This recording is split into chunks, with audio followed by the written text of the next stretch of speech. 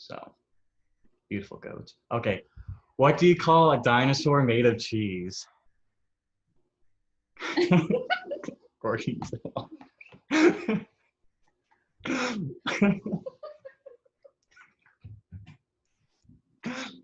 Okay, so there's different types of cheeses, and they're kind of broken down into three categories. So the first category is soft cheeses. These ones are great for spreading across bread, crackers. They're traditionally served towards the end of meals, especially they can be used for snacks or at the beginning sometimes too. They're usually not used for cooking. They're more just kind of an add-on. They're not the main thing. They should be eaten within the first few days of purchase. They don't have a long shelf life, so as soon as you get it, you should try to eat it pretty quickly. Some types of soft cheeses are feta cheese, ricotta, and cream cheese. Brie is also a soft cheese. I am not a fan of brie, as you can see. When I worked with the cheese lady, she kept having me try cheeses, and she was like, "Oh, what do you think of this one?" Blah blah blah. And she asked if I ever tried brie, and I said no. And she said she didn't like it because it had a very barnyard taste, and I never understood what that meant until I had it. And like, it does have a barnyard taste, and it's very disgusting. I mean, if you like it, like all power to you, but you're just wrong. So okay, so semi-soft cheese or semi-firm cheese. These cheeses are great for snacking or desserts. This is usually what you'll find people having with their crackers, so kind of like Nick Ford and Nick Ford, no, yeah. Nick Ford and the Cube are eating right now. They're often used for fondue dips. So if you ever want to do a fondue, these are the types of cheeses you go for. They're usually made with sandwiches, salads, pasta dishes, soups, quiches, or on pizza. Um, they have a longer shelf life, but still should be consumed within a few weeks or months. They should not be kind of thrown in the fridge and just left there and expected to stay good. Some common ones are mozzarella, Munster, and provolone. Mozzarella is always a good one to throw on pizza, so that's a good one to use. So firm cheeses, these are kind of the more famous ones in my opinion. A lot more people like these ones. They're more frequently used for cooking. They can be grated. That's usually where you'll find them used for like quesadillas and different things. They have a longer shelf life, and so they can last longer if you keep them up to date, clean them often, and all that. You can use them in omelets, on pizza, sandwiches, or just have them on the side with vegetables. So with this shelf life thing, there is a scene in a movie that our family likes, Bridget Jones, where she opens up her fridge and there's a moldy cheese, and all she does is scrape off the top with the mold and she eats the cheese. That's what you can do with only firm cheese. If you scrape off the moldy part, you can still eat the cheese, but that's only for firm cheeses, because if you do it with the soft cheese, you're just eating moldy cheese. So, okay, what does cheese say to itself in the mirror? Looking Gouda.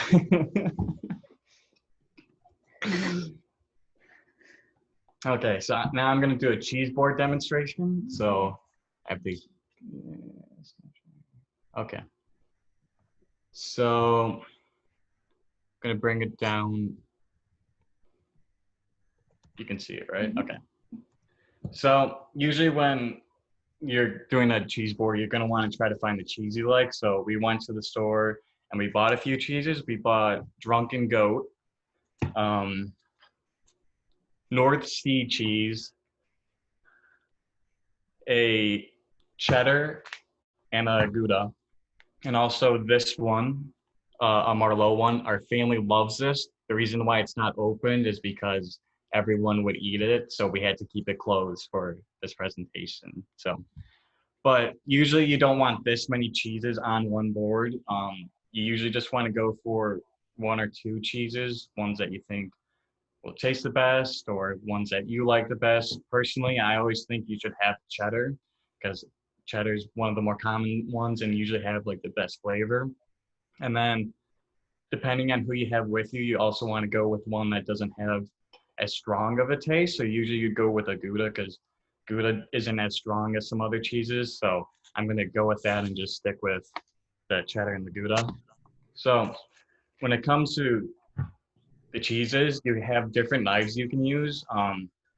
Usually, since both of these are firm and semi-firm, you would use a knife kind of like this or any other type of knife. Like Megan has one that's smaller, but it does the same job.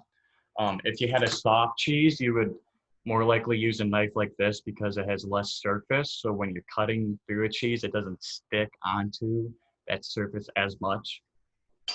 So usually when you put onto the cheese board, you want to not have them right next to each other. You want to kind of have them separate and on different areas. And then you can add different things. So a lot of people obviously would add crackers. So you just put them in a specific spot. I mean, I didn't really go through this and plan out which cheeses went with which things. I just kind of got all this stuff thrown together and was putting on. So from here, you just kind of add them in different spots. You can lay them out a little nicer and make it look neat and pretty. Um, then you usually want to try to add like fruits. So you can add fresh fruits. Usually you add either grapes or cherries. You don't try to do anything too whimsical or magical. And then you can also add dry fruits, so like raisins or dried apricots are actually a very common one. And just kind of like with the cheese, you don't put the two close by each other. You try to move them around the board so that it shows kind of variety to it, so it's not all just clumped together. Another common thing you can add is nuts. We have pecans that I'm adding to it. Pecans are kind of a normal one. Again, you don't want to add kind of like weird off the wall ones, but ones that a lot of people would like and you think more people would kind of like to eat.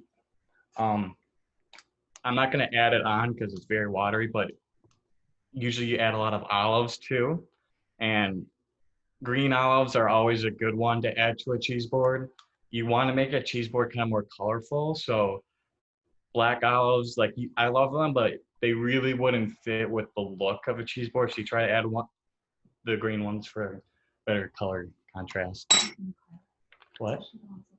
Oh, and Megan said especially the ones with garlic. So, and then you always add meat to a charcuterie board too. You can add salami, pepperoni, prosciutto, and I'm gonna put on some salami, and you can just kind of slap it on there and just throw it onto the board just like that. But I've seen and know a lot more people kind of fold it. So you fold it in half, and you fold it in half again. You kind of get this kind of cool looking thing, I guess. Yeah, it looks like a heart. And then you just keep doing that, and you just keep adding them on. And usually you would keep going until you reach the cheese, and that way it hold it all together, and it wouldn't keep moving on and on. And another common one is prosciutto, and you can just put the prosciutto on like this, crumble it up and put it on. But what I've seen a lot of people do, what I do, and I know what Megan does, is we rip it up a little bit. So that way it kind of like looks more interesting and less boring, I guess. And so you just add that, rip it up, put it off to the side, something like that. And yeah, that's kind of the basics of a cheese board. I mean, if you want to do like a college cheese board, I mean, you could have like Colby Jack cube cheese and Ritz crackers, and you could call it a night. If you want to get more bougie with it, you add a lot of extra stuff. So yeah. So Megan said I should ask if there's any questions. Can you tell us about the cheeses that you have selected? Like, what are they? What do they taste like? Why you selected them? Why you like them? So a big reason why we selected the cheeses that we did was because they were on sale. So we saw a box at the sale and we just kind of went through that. But I said I said right away we need a cheddar one because I still believe, like I said, that cheddar is like a good one. I always have. A lot of people like cheddar. You can do like a very soft cheddar, which is like not very flavorful. That's something you probably get more of like a store-bought one. I like really sharp cheddars because they add like a very big punch to it. So the one we have is a High Plains cheddar and it like has a lot of flavor to it. And it's by far my favorite one out of the ones we have. I say we have a goat Gouda. Like I said before, Gouda is kind of usually more plainer in my opinion. So it's if someone isn't a big fan of the variety of taste that cheese can have, then Gouda is a good one to use. Um, we have a North Sea cheddar, and I'm not a fan of that one. Danny is. I think it has a very barnyard taste, and just like with Smells like the sea salt. the sea salt. Yeah, because it's the North Sea. Yeah, well, I think it has a barnyard taste, and I'm not a big fan of that. And then the last one we had was a drunken goat, and actually I didn't realize it as we were buying it, but we bought two goat cheeses, and I think you can really tell the difference between like just cow cheese and goat cheese because there's something about the creaminess of it that goat cheese has. So yeah, but this cheese, the Merlot, I don't even know how to say that. The Bella Vitano. Bella Vitano, it's very sweet. It's wine infused, so they kind of like put it into like a wine container into like that where it gets its purpley kind of look to it. But we have this at most of our parties at our house, and it's always the first thing to go. Our family eats it a lot, so Can you explain like what the line is? yeah. The- Well, explain Okay, it. so yeah, any questions? I'll support Bobby on the Merlot infused cheese. That stuff's magic. It's very good.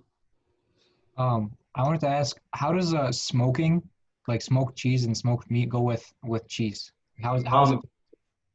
So I've had a smoked Gouda before, and I think it's very good. Obviously, it does have that smoky taste. So, if you're adding it to a cheese board, I wouldn't say have too many sweet things on that cheese board. I would definitely say have a more, I don't want to say bland, but yeah, more salty kind of cheese board. Have cheeses that are more salty, like on them, or have a lot more nuts contributed.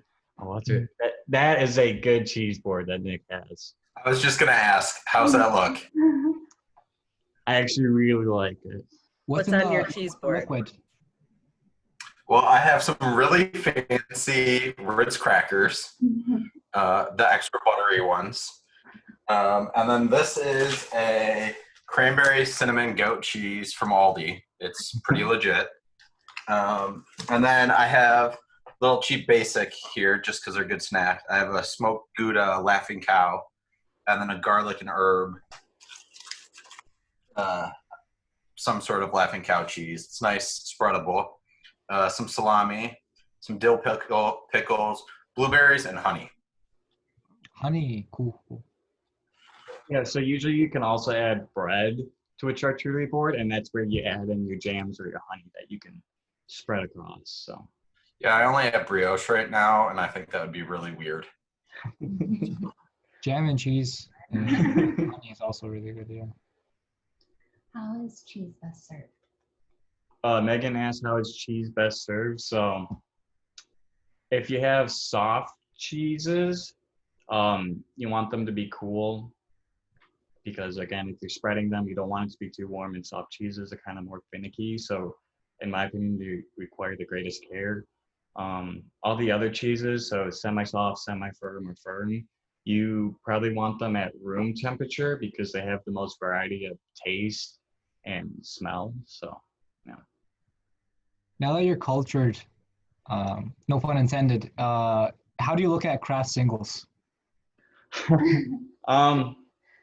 So with a lot of just like even like Ritz crackers and kind of like store-bought cheeses, I actually don't like them at all. Like when my mom's making like quesadillas, she gets like the Kroger kind of cheddar already shredded, and I just kind of shake my head at it because I don't think it's good. Like it doesn't have any taste to it. It's just kind of, it's very artificial. So whenever I see someone have like real cheese, I'm very impressed with them because they have good taste. So Andrea asked, how long can you leave cheese out at room temperature?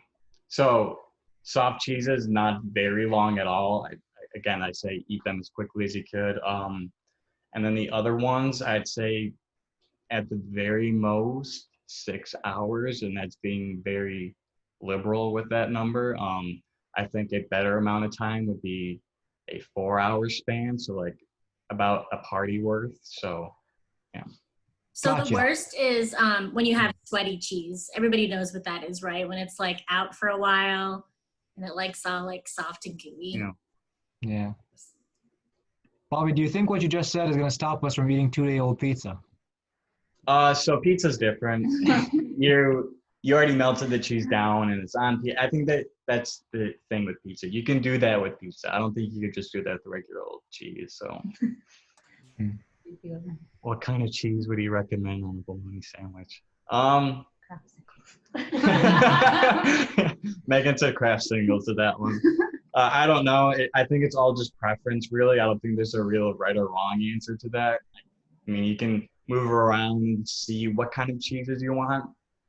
Personally, I'd say go for a semi-soft or semi-firm cheese, because if you go for soft cheese, you're just gonna be spreading it, and then a firm cheese, you literally just have to like cut up cubes and put it onto the sandwich. But with the semi-soft or semi-firm, it kind of looks jiggly when you cut it, so that way it's easier to lay it across the sandwich. So,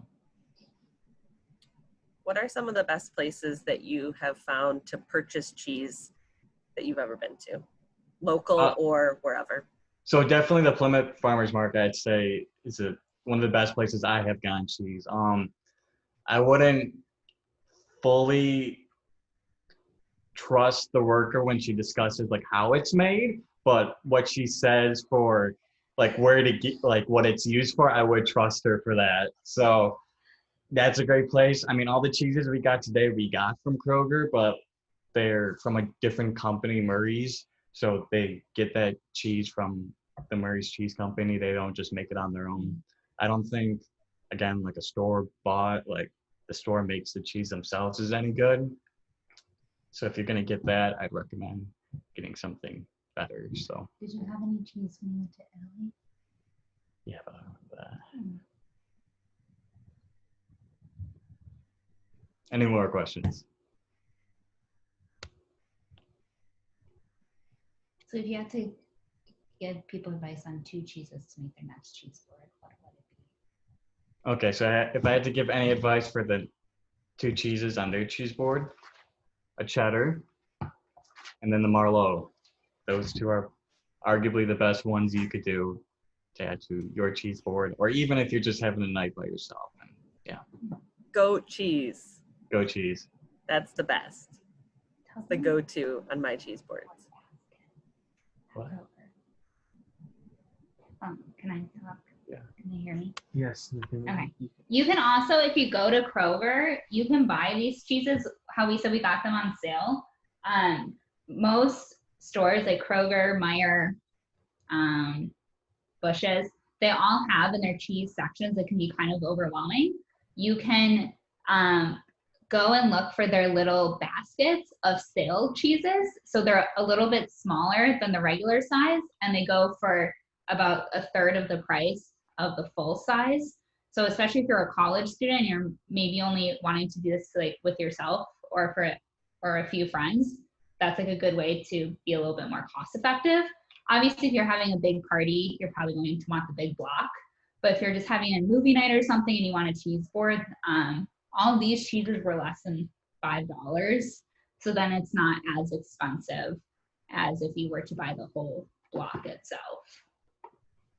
And I did forget, so I'm gonna do it now, how to wrap your cheeses. So specifically firm cheeses. So with these ones and even the semi-soft ones, you can, when you eat them, take the wrapping off, but wrap them in a new wrapping as you're putting them away, because it helps them last longer. So if you have like a piece of cheese just sitting in there, like change up the wrapping every week or so just to get all like the extra grime off it so it's more fresh. So when you do this, you want to have like a lot of the saran wrap. Oh, this is hard.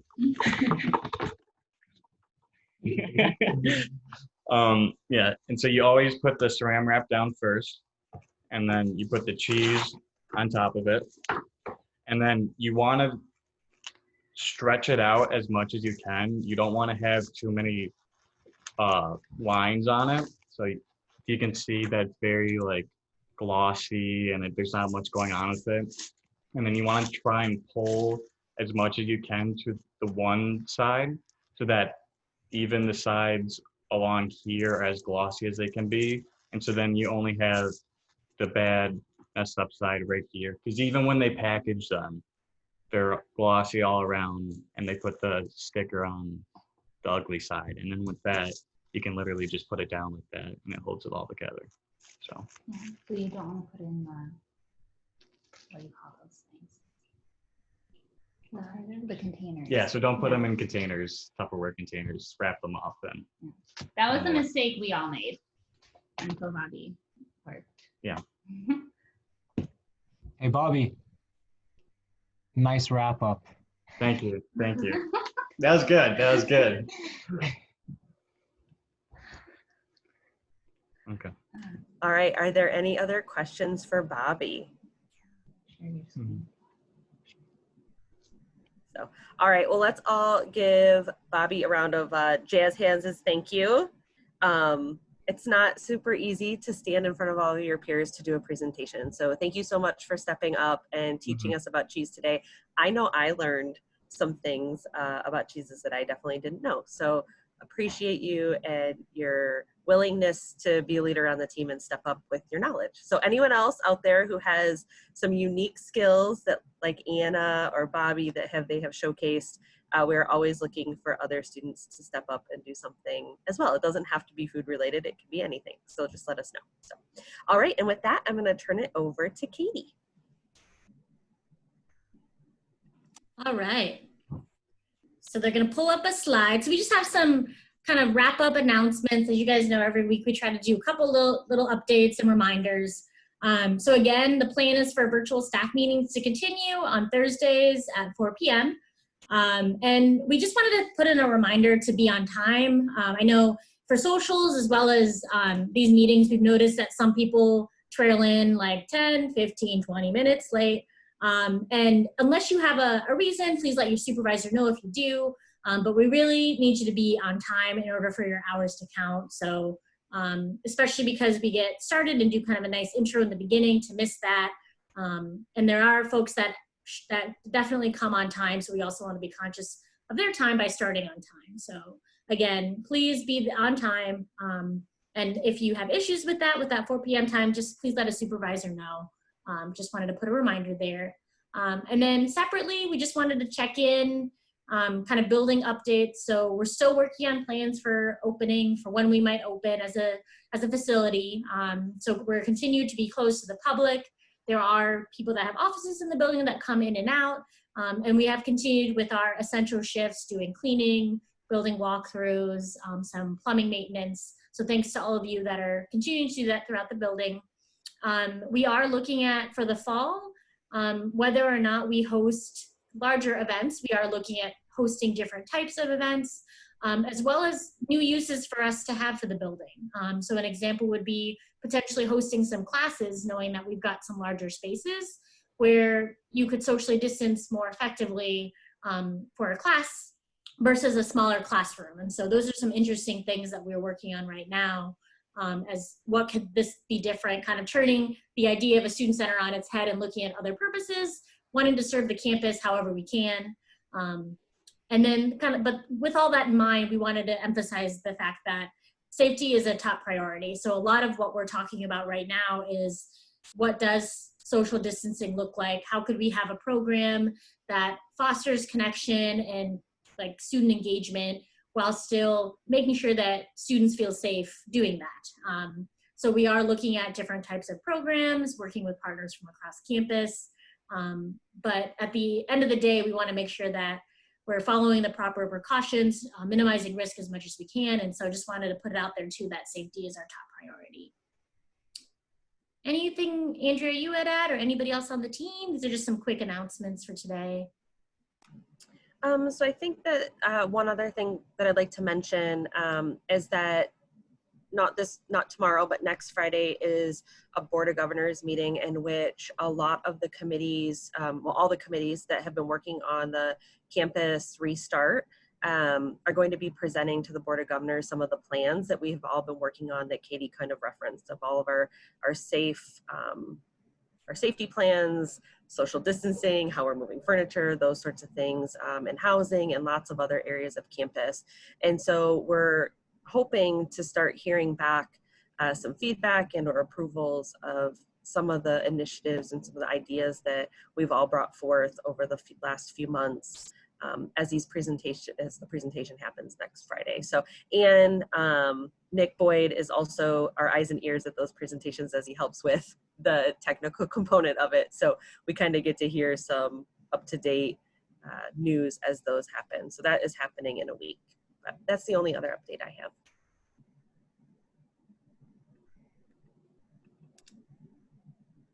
Okay, so I think that's it for today then. Thanks, everybody.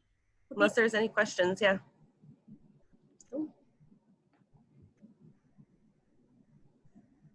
Good. Sorry, Katie. I didn't mean to cut you off. All right, well, thanks, everybody. Have a good rest of your day. All right. Thank you, Bobby. I'm going to go eat cheese. Thanks, Bobby. Thanks, Bobby. You. Bye. Bye, Felicia.